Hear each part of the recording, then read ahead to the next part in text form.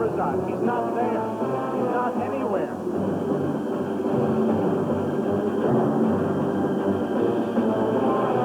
We're over the triangle. Visibility about 7 miles. I can see the ocean bottom. Nothing. Just keep searching.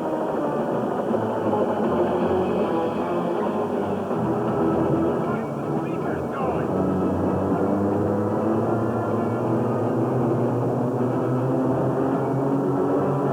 We see full horizon. There's no sign of them. Don't stop the camera from now on. Keep it rolling.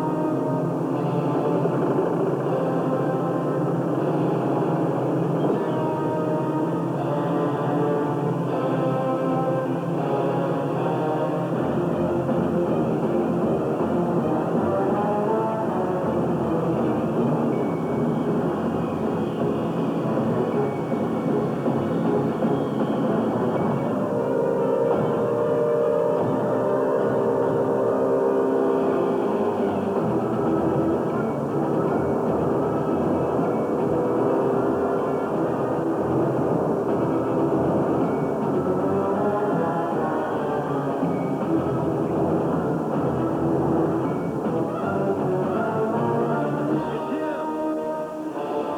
He's okay. The camera's still rolling. Keep it on him. Keep the camera on the triangle.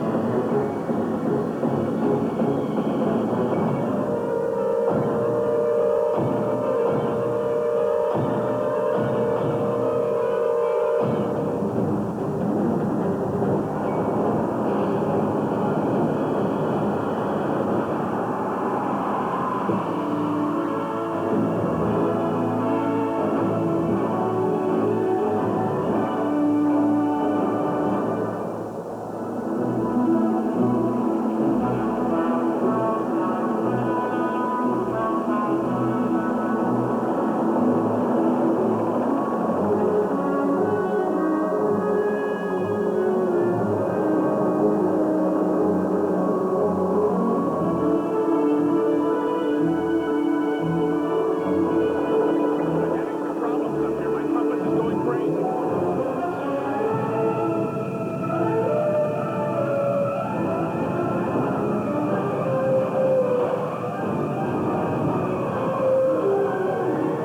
Get them out of there.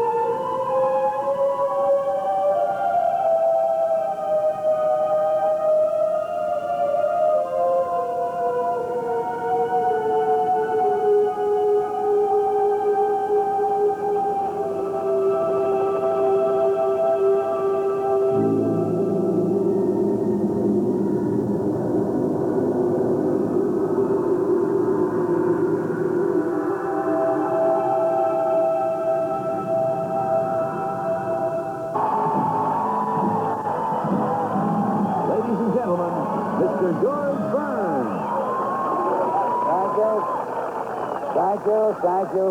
Thank you. And welcome to Magic and the Magic Kingdom. Now, if you don't believe what you're seeing right now, it really is me standing here. Alive. Talking. Breathing. Smoking. I smoke between 15 and 20 cigars a day. Well, at my age, if I don't hold on to something, I might fall down. We've got a very exciting show for you tonight. Lots of fantastic magic. Done by some of the world's greatest magicians. And without the use of a single camera trick. Once I did a magic act. Well, when I first started, I did all kinds of acts. I did a roller skating act. I was the front end of a horse, the back end of a horse, a ventriloquist. I figured, look, I'll try a magic act. I got myself a straw hat, got myself a pigeon, booked a Follies Theater in Brooklyn, walked out on the stage with the pigeon in my hat, counted the fee, took off my hat, the pigeon flew away, my toupee went with him.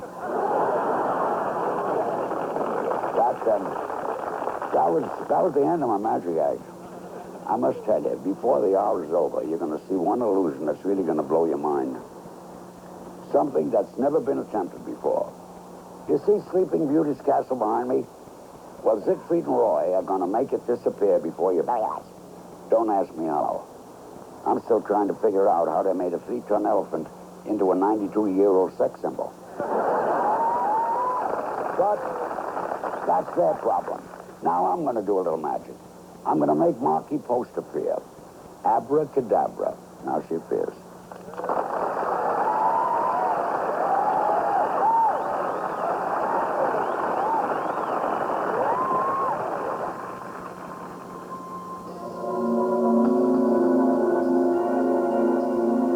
There's an aura of mystery and romance that surrounds certain magicians. A perfect example of someone with that unique quality is a man who at 22 years of age was chosen to be Magician of the Year by the 2,000 members of the International Confederation of Magicians. When I see Lance Burton on stage, I get the feeling that he's performing just for me. We're not in a crowded theater somewhere. We're all alone. Just he and I. And no one can interrupt us.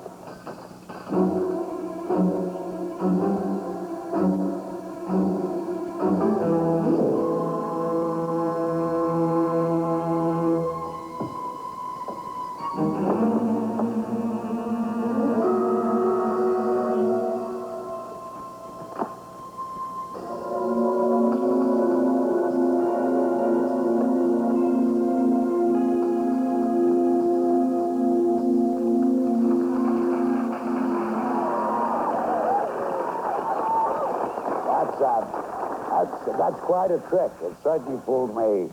I thought he was going to end up as Markie Post. That's my kind of magic. That's why I always liked Harry Houdini, the great escape artist. I played on the bill with him once. Houdini. He could get out of a locked trunk in 10 seconds. Out of a straitjacket in 10 seconds. Out of handcuffs in 10 seconds. One night he went into Mae West's dressing room and couldn't get out for 2 days. I went into a dressing room, was out in 2 seconds. Well, we've got a new Houdini for you tonight. His name is Dean Gunnarsson, and he's going to attempt a death-defying underwater escape. I think he's just about ready. Take it away, John Ratzenberger.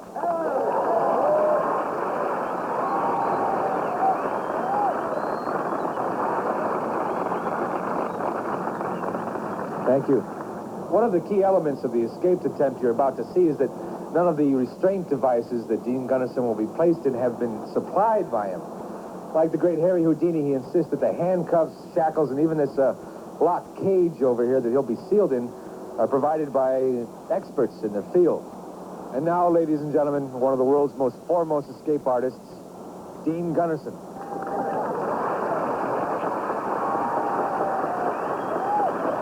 Well, good luck. Thank you. Hope to see you all real soon.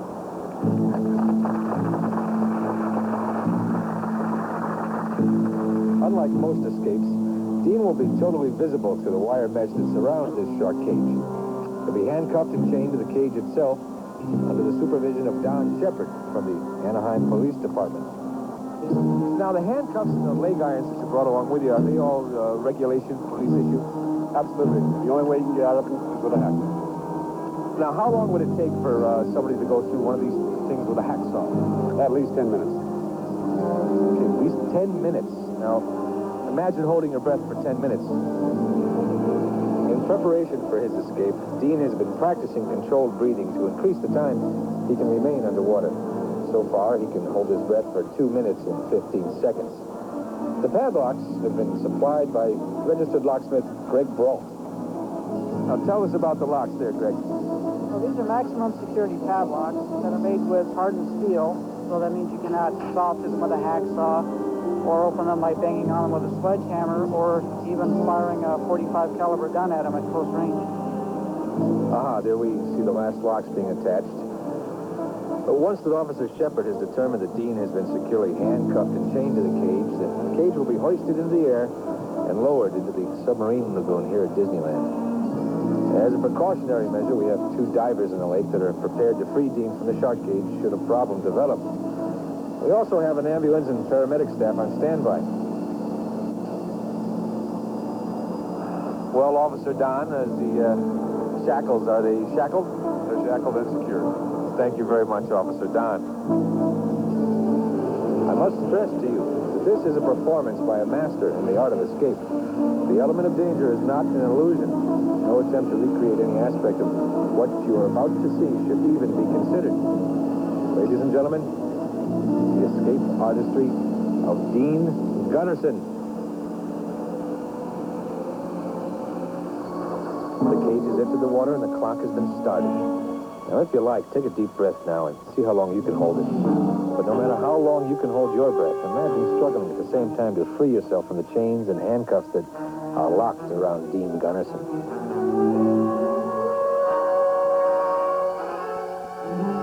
Our underwater camera is providing a live picture to monitors on the surface so that our audience will never have to take their eyes off the cage. It's 30 seconds. How many of you are still holding your breath?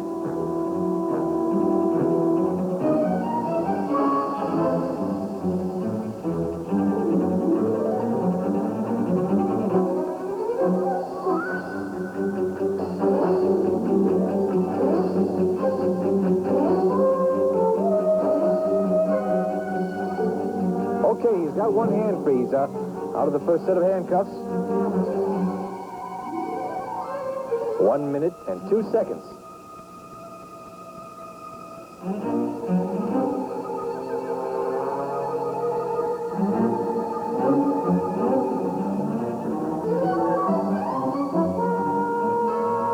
It's been 1 minute and 17 seconds. Now, as I said before, we do have paramedics standing by, and divers are ready to free him from the cage if a problem develops. Dean tried this escape earlier today. He got into some trouble with the first set of handcuffs, and our divers had to race in and pull him out of the cage. He's out of the second set of handcuffs.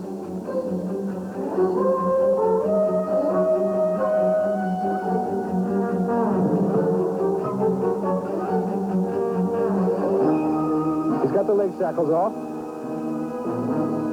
He's banging on the wire mesh. It looks like he's trying the mesh open with a handcuff. He's got a piece of wire from the mesh, and it looks like he's trying to pick the lock. Oh, he is. He's picking the lock with a piece of wire.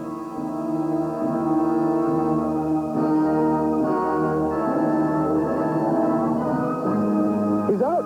incredible, absolutely incredible. This has been one of the most nerve-wracking moments of my life.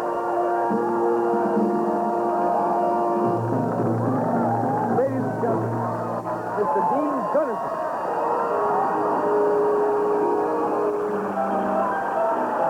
From the Golden Horseshoe, here's Marky Post. The Golden Horseshoe presents The Merry Machinations, The Prodigious Pranksterism, The Flim Flam Flahooey. Here comes the judge, Harry Anderson.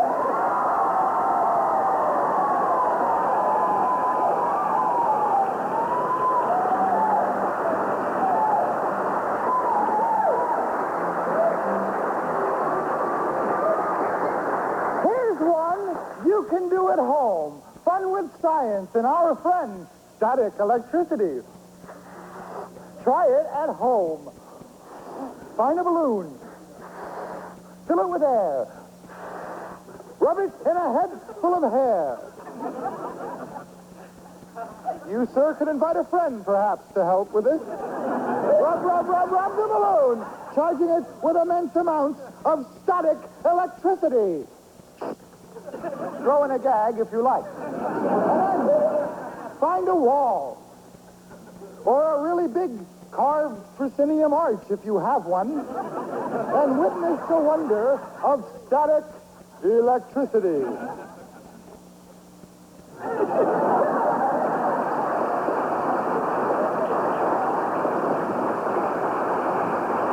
Okay. It wasn't that good, but it didn't take that long. Oh, you like cards, do you? Here's a card, boy. Here's a card. You don't play solitaire in a phone booth with this one, boy. You, if that is your real name, hi. Think of a card, think of any card, think of a card, think of a card, think of a card, think of a card. Was that it? No, then it must have been one of these. Wow!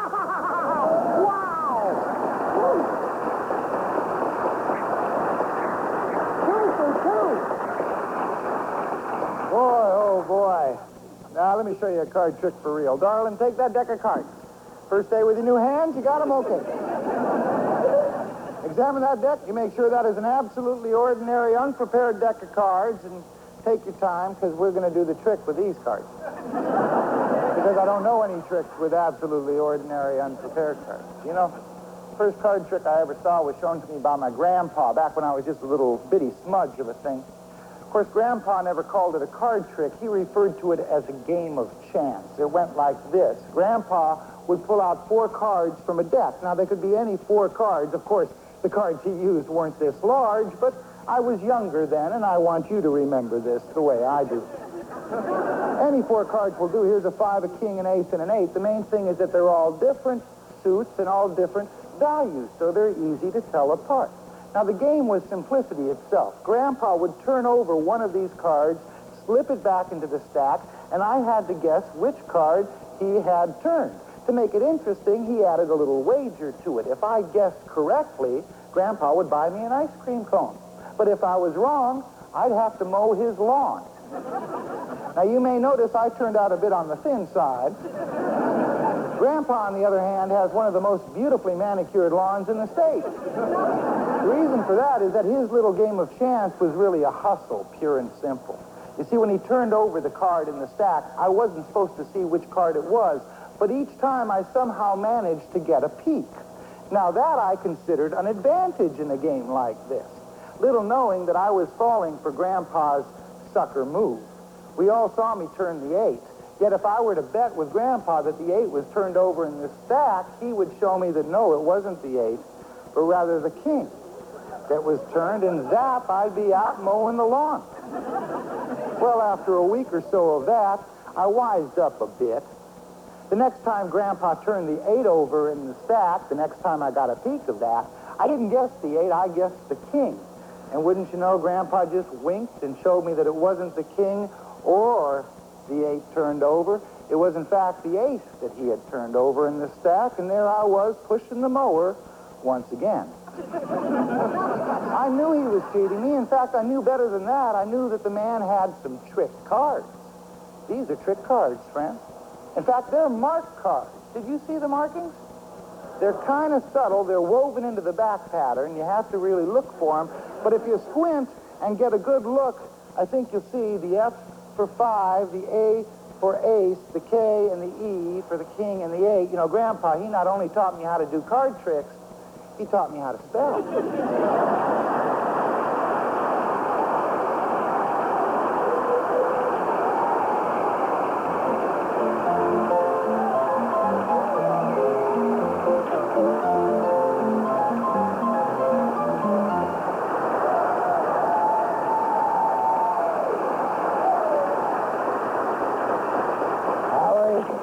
You were just great. Oh, thank you very much, sir. You know, I know a card trick. No. Leipzig showed it to me. Nate Leipzig? Nate He Leipzig. was the greatest card man who ever lived. Really? Yes. Could you show it to me, the trick? Sure, you got a deck of cards? Oh, sure. Okay.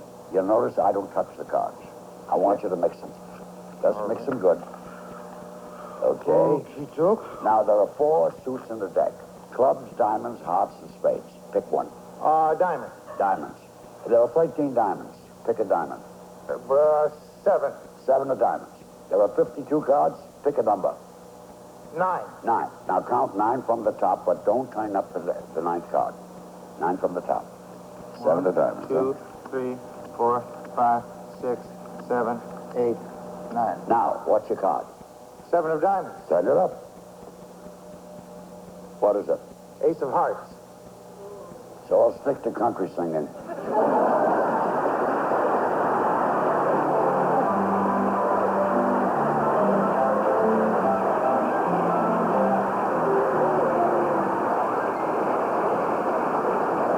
Ladies and gentlemen, Morgan Fairchild. This beautiful castle is going to disappear in just a little while. But before it does, let's take one last look inside for a moment of phenomenal magic. What you're about to see is the very first performance of this incredible illusion. It's based on a classic principle of magic, but a new twist has been added that transforms it into a modern miracle. Ladies and gentlemen, the elegant magic of those spectacular illusionists, the Pendragons.